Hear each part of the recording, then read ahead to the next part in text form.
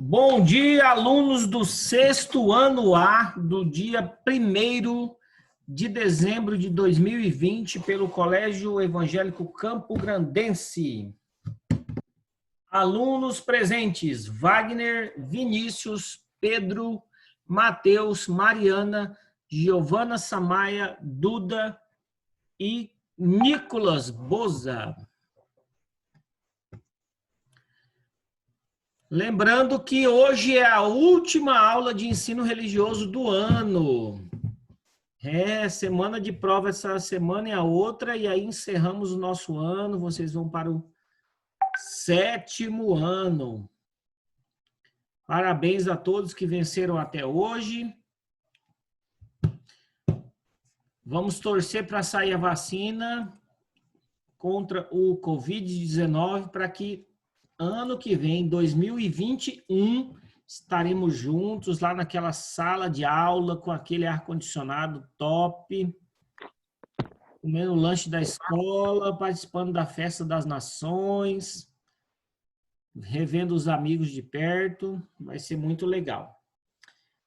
Voltando à nossa última aula, então, professor, então nós temos aula de ensino religioso dentro do nosso colégio evangélico, que tem nos instruído e nos ajudado.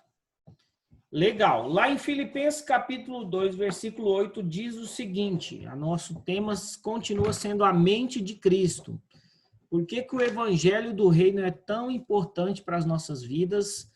A nós pensarmos como Jesus pensa, agir como ele age, se comportar como ele se comporta.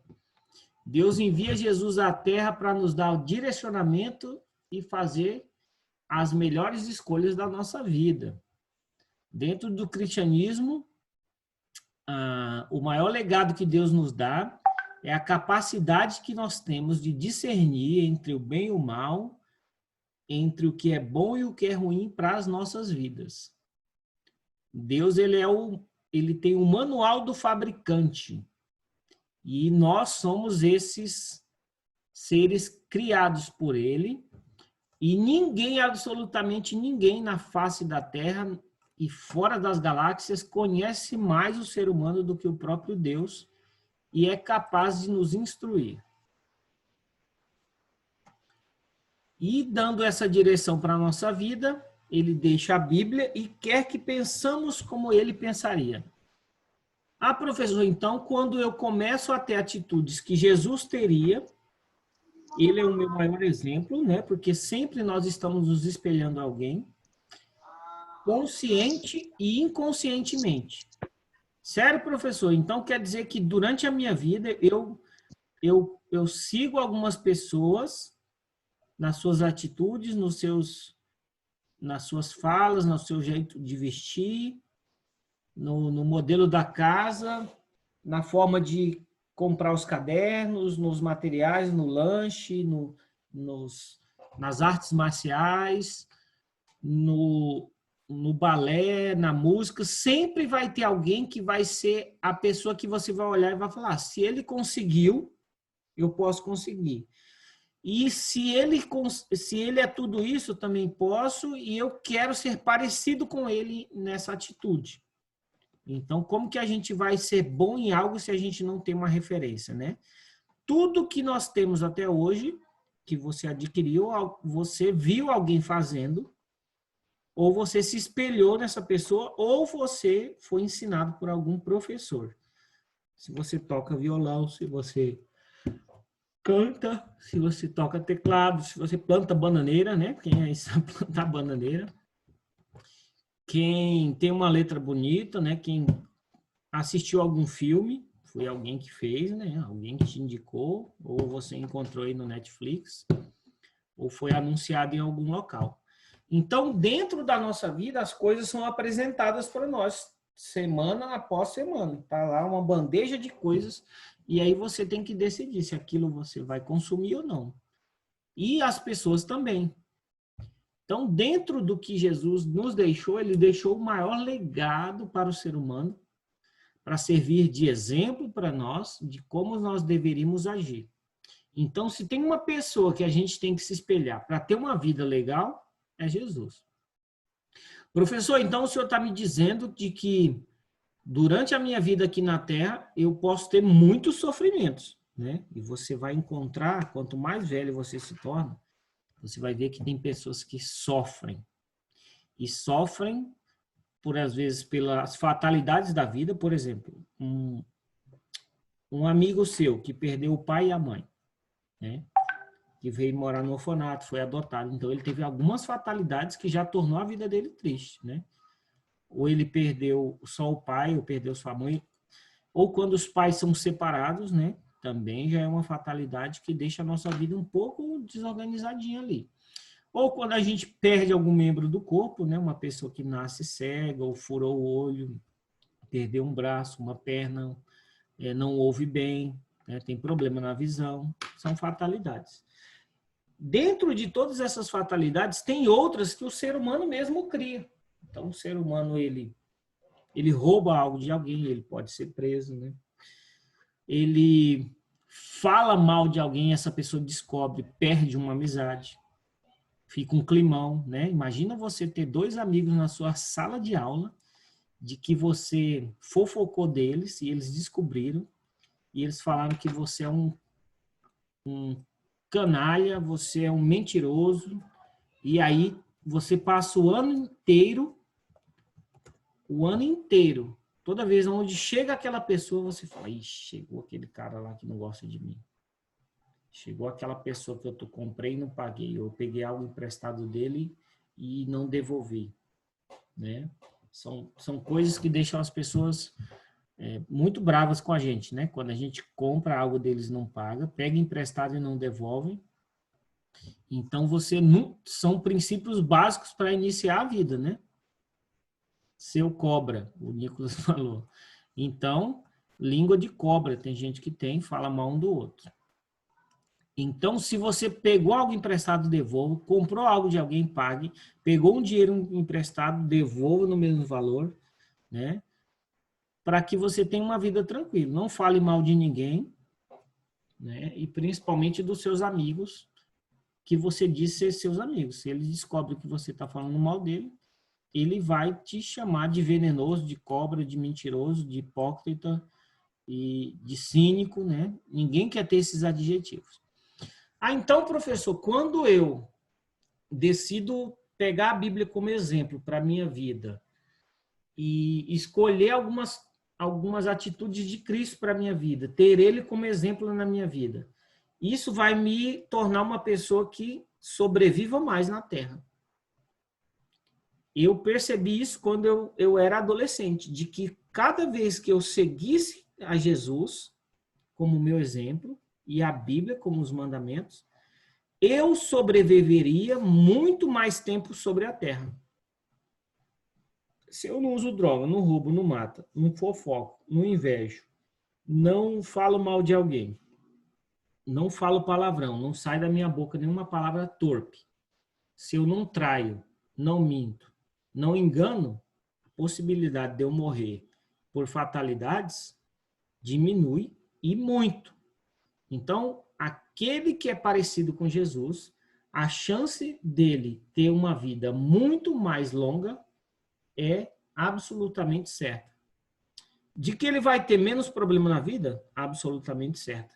De que ele vai ser uma pessoa que tem o melhor sono do planeta? Absolutamente certa.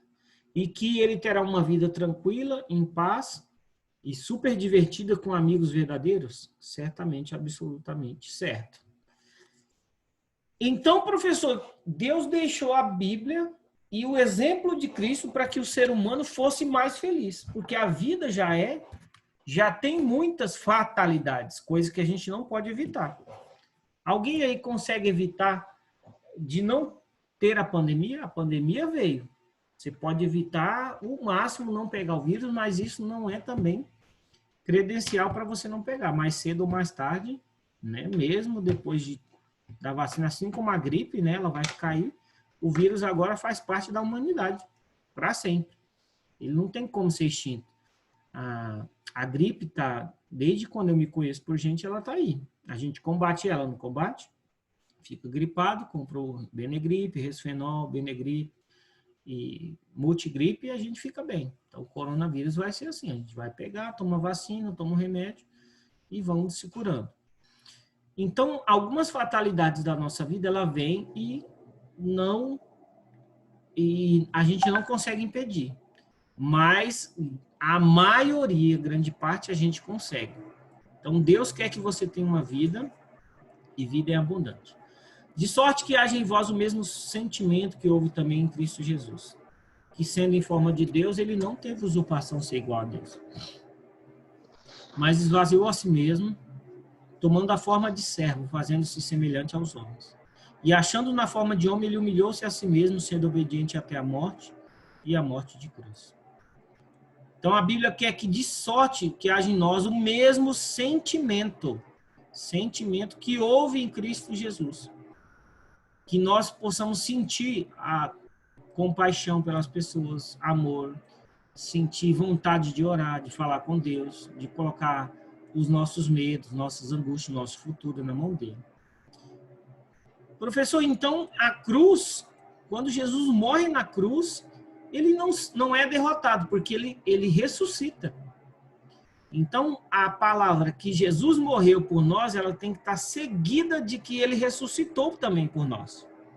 Então, o certo seria, Jesus morreu e ressuscitou por nós.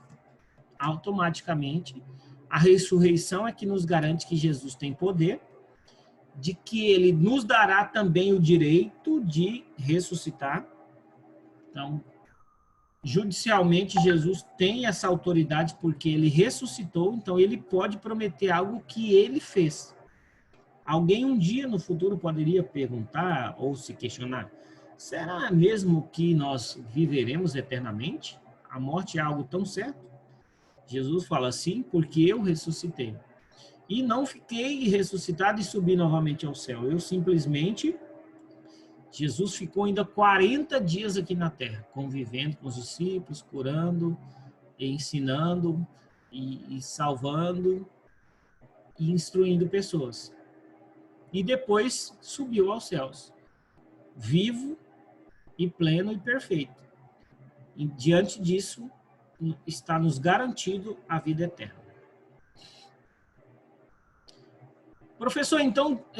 Jesus vem e traz e deixa uma oração para que todos pudessem seguir, né? Que é a oração do Pai Nosso. Que no Pai Nosso a gente chama ele de Pai com intimidade. Falam no nome dele com propósito. A gente segue a vontade dele mostrando que nós somos submissos. E que tudo que nós ganhamos de Deus, que é o nosso pão diário, é a nossa dependência, que nós somos muito, muito, muito dependentes de Deus. E que a gente tem que perdoar para a gente não sofrer, né? Cada vez que você guarda uma mágoa, isso vai causar dores em você, câncer, gastrite, dores de cabeça. E Deus não vai nos deixar cair em tentação, mas vai nos livrar do mal, porque a tentação, ela precede o pecado. A gente não pode nem cair na tentação, porque é caindo na tentação que ela se torna um pecado. Isso é proteção de Deus. E quando a gente dá a glória para Deus, a gente mostra fidelidade a Ele, aos princípios dele. Se algum dia fosse comprovado, professor, eu acho que foi comprovado por todos os pastores e teólogos que Deus realmente não existe. Se mesmo diante disso fosse comprovado, todo mundo falasse que Jesus não existia em Deus, vocês acreditam que eu ainda continuaria acreditando na palavra de Deus? Porque ela por si só, ela já é algo libertador. Quando você segue os mandamentos, as direções, os exemplos de Jesus, é natural que você se torne uma pessoa melhor, um ser humano saudável e que busca os seus ideais, que não usa droga, não bebe, não fuma, não vai para as baladas, não se prostitui, não é dependente químico de nada, né? Você não é influenciado por pessoas e nem manipulado pelas situações. Então, diante disso, eu me torno uma pessoa muito mais feliz e dinâmica nesse mundo. Quem não tem o Espírito de Deus não aceita as coisas que vêm do Espírito de Deus, pois lhes são loucura e não é capaz de entendê-las porque elas são discernidas espiritualmente. Professor, então, durante a minha vida, quando a Bíblia diz que eu tenho que perdoar o meu inimigo, que eu tenho que perdoar 70 vezes 7, 70 vezes 7, e que eu tenho que honrar o meu pai e a minha mãe, para que se prolongue os meus dias na terra, que eu tenho que amar o meu próximo como a mim mesmo, que eu tenho que adorar somente a Deus como o único e Senhor da minha vida, que eu não posso dizer falso testemunho e não cobiçar a mulher do próximo, não roubarás e não matarás. Diante de cada um desses princípios que são seguidos, que a Bíblia vai me dizendo o que eu devo e o que eu não devo, isso só se discerne espiritualmente. Porque para algumas pessoas é loucura perdoar um inimigo. Orar por aqueles que te perseguem, a Bíblia diz. Davi fazia isso. E isso, humanamente, é meio louco. Mas é exatamente o que Deus quer que nós façamos. Professor, então me diz isso na prática, como funciona. Tenta lembrar de alguém que você elogiou, ou alguém que te elogiou. Todas as vezes que alguém te elogia, te admira, ou fala bem de você, para você, né, que tem gente que fala bem da gente, mas a gente nem sabe que ele está falando bem. Ou quando a gente descobre que alguém gosta da gente, do jeito que a gente fala, segue a gente na rede social, sempre está comentando nossas coisas, a gente naturalmente começa a admirar aquela pessoa também. A gente percebe por que ela me admira, por que ela gosta do meu jeito, das minhas roupas, do meu jeito de vestir, por que ela se tornou meu melhor amigo. Quando eu me preocupo com alguém, essa pessoa se preocupa comigo. Isso eu tenho percebido em todas as minhas atitudes. Quando eu ouço alguém, por exemplo, eu amo ouvir histórias, e eu descobri que poucas pessoas gostam de ouvir. É muito difícil alguém parar e te ouvir. Eu e a minha esposa, a gente dá risada, porque todas as vezes que a gente vai contar uma história que dure mais de 5 minutos, as pessoas mudam a história e contam uma delas. Então, no decorrer da nossa vida, a gente sempre, eu e ela, acaba ouvindo todas as histórias de todo mundo, mas ninguém para ouvir a nossa. E é muito chato. Mas as pessoas acabam nos admirando, porque a gente consegue parar para ouvir a história delas. As pessoas querem contar o que aconteceu. Que com a sua história, alguém descobrindo a sua história, naturalmente a gente te admira mais. Vê o quanto você foi guerreiro. Ali você coloca suas dores, suas conquistas, sua inteligência, a sua história. Por exemplo, quem já assistiu aqueles Arquivo Confidencial do Faustão, ou quando alguém conta a história da pessoa inteira, ou pega um filme, né, e pega o filme da pessoa, da história da pessoa e faz um filme. Você algum dia pensou em ter um filme da sua história? Já pensou se assistir o filme? Ou alguém contar a sua história numa rede de televisão, com as fotos da sua infância, seus amigos fazendo depoimento? Olha, ele era muito legal quando ele era criança. Ele era muito arteiro. E a gente brincava, ele subia no pé de goiaba, de manga. Ele era uma criança muito dinâmica, inteligente, respeitava os pais. Ele ajudava. Certo dia, ele caiu de bicicleta. Ele se afogou na piscina e eu salvei ele e tal. Então, quando a gente vê aqueles programas de TV, alguém entrevistando os nossos amigos de infância, nosso pai, nossa mãe, nossa avó, falando bem, a gente pensa, puxa, como é legal a gente ouvir a nossa história e diante dessa história que outros possam ouvir e nos admirar. Então Deus deixou a oração para que nós contássemos tudo para Ele. E Ele deixou os exemplos bíblicos para que nós nos inspirássemos nas histórias das pessoas. Nossos sentimentos conforme os sentimentos de Cristo. Não atente para cada um para o que é propriamente seu, mas cada um qual também para o que é dos outros. A Bíblia está falando que da mesma forma que eu me preocupo com o que é meu, eu também tenho que me preocupar com a dor, com o que é do outro. Professor, você está me dizendo então, se eu estou numa sala que tem 30 alunos e eu me preocupo com os meus amigos, naturalmente eu vou ser retribuído. Tenta lembrar um dia que alguém se preocupou com você, de verdade. Perguntou, o que está acontecendo? Por que você está assim? Você está precisando de um lanche? Ou alguém que te emprestou algo sem você pedir? Olha, eu vi que você está sem lápis, sem caneta. Você quer um caderno emprestado? Quer uma folha? Você quer um lanche, né? Você já pagou algo para alguém assim? Não é legal quando você recebe algo gratuitamente? A pessoa paga um lanche para você, te dá uma carona, resolve os nossos problemas ali, né? De certa forma. De sorte que haja em vós o mesmo sentimento que houve também em Cristo Jesus. Nos meus passos, o que faria Jesus? É uma pergunta forte. Significa que diante de uma escolha, como que Jesus escolheria? Diante de um pensamento, como Jesus pensaria? Então, ele é o nosso maior exemplo, que nos torna uma pessoa muito mais legal e top nesse mundo. Por isso também Deus o exaltou soberanamente. E lhe deu um nome que é sobre todo nome. O nome de Jesus,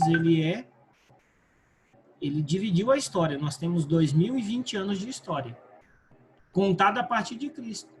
Professor, então o mundo tem 2020 anos? Não, o mundo não tem 2020 anos. Nós contamos o nosso calendário a partir do nascimento de Jesus, porque o nome dele está sobre todo o nome. Até o ateu, ele tem que falar lá, ó, nós estamos em 2020 depois de Cristo, depois que ele nasceu. Para que o nome de Jesus se dobre todo o joelho dos que estão nos céus, na terra e debaixo da terra. Então, o nome de Jesus tem poder. Tanto que quando a gente acorda com um pesadelo durante a noite na escuridão, você fala, o sangue de Jesus tem poder. Jesus, tira de mim esse medo, essa angústia, né? Diante de um acidente de carro, você cair numa ponte, alguma coisa que te gere medo e que seja incontrolável, é o nome de Jesus que você tem que recorrer. Nossa mente transformada, moldada ao segundo padrão de Cristo. Se você olhar lá fora na sua casa, tem um padrão, que é aquele poste que coloca ali a central que entra para a sua casa. Todos eles são iguais, são cinzas, né, e nos formatos. Tem um relógio lá que marca a quantidade de energia que você consumiu. Então, Jesus queria que nós tivéssemos um padrão. O próprio Deus quer que nós tenhamos um padrão. Alguém que a gente possa se espelhar, que possa ser o nosso guia, alguém que fez coisas legais e que podem ser copiadas, e diante disso se tornem impossíveis, porque tem coisas que a gente não consegue imitar, né? Porque são impossíveis. Mas Jesus mostrou que é possível ter uma vida de vitórias e conquistas. Porque os dantes conheceu também, os predestinou para serem conformes à imagem do seu filho, a fim de que ele seja primogênito entre muitos irmãos. Então, Deus, ele nos predestinou para serem conformes à imagem de seu filho, né? Não se amoldem ao padrão deste mundo, mas transformem-se pela renovação da sua mente. Ah, então, professor, se o mundo tem um padrão também, né? Jesus quer que a gente tenha o padrão dele, a pessoa fala, mas aí todo mundo ser igual a Jesus seria muito chato. Será? O mundo também não tem um padrão? Ele quer que você se veste de uma forma, fale de uma forma, beba de uma forma. Domingo agora eu fui, sabe aonde? Na Cachoeira do Céu. Fica 4 quilômetros aqui de casa, bem pertinho. Eu gastei 10 minutos. Uma cachoeira muito bonita, muito top. E eu fiz um clipe, coloquei lá no meu Instagram e no meu Facebook. Muito legal. Cachoeira do Céuzinho. Uma cachoeira linda aqui em Campo Grande, dentro de Campo Grande praticamente. E aí nós fomos lá num domingo, estava assim, razoavelmente, tinha algumas pessoas. Vamos dizer que tinha 100 pessoas lá. Das 100, 90 estavam com uma lata de cerveja na mão. Por quê? Num local que não é ideal para beber, porque lá você tem que descer na cachoeira, é bem alto, você tem que descer segurando em vários locais. Se eu que já estava sóbrio foi difícil, imagina 2, 3 cervejas que você toma, você já fica meio tonto. E aí a sua capacidade de reação diminui. Significa que o mundo, professor, tem um padrão. Todo dia tem milhares de propagandas, desde as 5 da manhã até a meia-noite, de madrugada, tem propaganda de cerveja, de pessoas felizes, bebendo com os amigos, e eles conseguem colocar cerveja dentro de tudo aquilo que a gente se sente feliz. Na propaganda de cerveja, tem amigos, quem que não gosta de ter amigos? Tem churrasco, quem que não gosta de churrasco? Mulher bonita, tem moto, tem carro, tem muitas risadas, mas eles não mostram gente vomitando, gente trocando soco, gente dando facada, gente dando tiro, gente suada e fedendo. Ele não vê gente brigando, gente xingando. Aonde tem bebida tem xingamento, briga, tontura, queda, né? Toda hora um bêbado, quando você está no lugar, tá, tropeça em um lugar e cai para cá e cai para lá, e o outro xinga o outro, e fica chato, né? Porque a pessoa bêbada fica chato, quer contar a história e tal. Então o mundo tem um padrão. Sem perceber, todo dia as pessoas estão bombardeadas. Ó, se você tem cerveja na mão, você tem amigos, tem churrasco, tem mulherada, tem risadas, tem boas companhias. Então, se você for para um lugar e não tem a cerveja, você não vai ter felicidade. Não vai ter risada, não vai ter churrasco, não vai ter padrão, não vai ter nada. Ah, professor, então eu estou sendo induzido dia após dia. E quando vocês se tornarem maior de idade, a maior pressão da vida de alguém no mundo hoje, para mim, é a capacidade de dizer não à bebida. De cada 100 amigos que eu tenho fora da igreja, 95 bebem.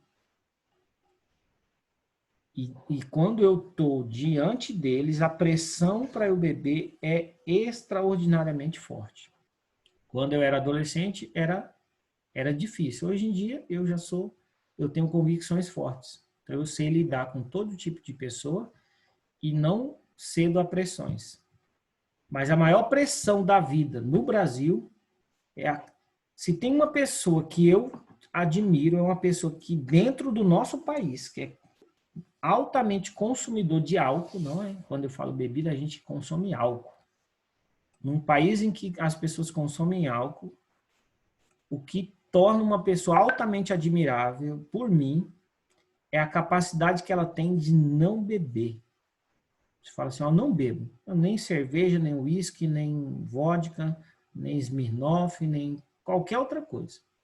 Se você consegue, diante desse país ou do planeta, não beber durante a tua vida, você é uma pessoa altamente equilibrada e que tenha domínio próprio. Essa é a maior pressão. Eu viajei agora 15 dias com vários amigos meus e eu percebi que todos bebem. Todos. E que é muito difícil não beber nesse planeta. Então, Jesus, ele quer que a gente não se amolde ao padrão do mundo, mas transforme-se pela renovação da nossa mente. Ah, professor, então, quando eu renovo a minha mente, Jesus entra na minha mente, e aí eu não sou capaz, aí eu sou capaz de experimentar a boa, agradável e perfeita vontade de Deus. É somente quando eu não me amoldo ao padrão do mundo, aí sim eu vou ter uma vida boa, agradável e perfeita no centro da vontade de Deus. A minha felicidade vai ser plena. Eu não vou precisar drogar, não vou ter depressão, não vou me suicidar, não vou consumir álcool, não vou me prostituir, não vou me desesperar quando eu me apaixonar. Vocês vão se apaixonar, mas é a capacidade de dizer não à paixão diante de uma pessoa que não gosta de você que vai se tornar você uma pessoa feliz. Ou você vai se tornar uma pessoa infeliz, se você não se ama o suficiente e achar que aquela pessoa é a razão da sua vida, como o mundo ensina, né? O Nicolas colocou só água e suco de uva de saquinho. Top demais. Para quê, né? Eu comprei uma garrafa de 7 litros e encho de água. Compro um tereré de R$5, que dura quase 2 meses, uma erva de tereré. E tomo e cumpro a mesma função da bebida. Qual a função da bebida? Encher a sua barriga e você ir fazer xixi no banheiro. Então, diante disso, eu cumpro a mesma missão, economizo dinheiro, né, que vai muito, muito gasto quando você está consumindo bebidas alcoólicas. Mas todos nós, com o rosto descoberto, refletindo como um espelho a glória do Senhor, somos transformados de glória em glória na mesma imagem, como pelo Espírito do Senhor. Tornem-se meus imitadores, como eu sou de Cristo, o apóstolo Paulo. Então, algumas pessoas, eu acho que Cristo é muito difícil de se imitar. O apóstolo Paulo, então, teve uma grande coragem. Ele falou, então, sejam meus imitadores, como eu sou de Cristo. A quem você vai se espelhar? A quem vai determinar o teu comportamento aqui nessa terra? Hoje é a nossa última aula de ensino religioso. A partir da semana que vem, última semana de provas, partiu para o... Vocês estão no 6º, vamos para o 7º ano. Vencemos juntos. Um Feliz Natal para todos nós. Um ano novo próspero, de muita alegria. 2021, vamos virar aí mais um milênio. 2021 partiu.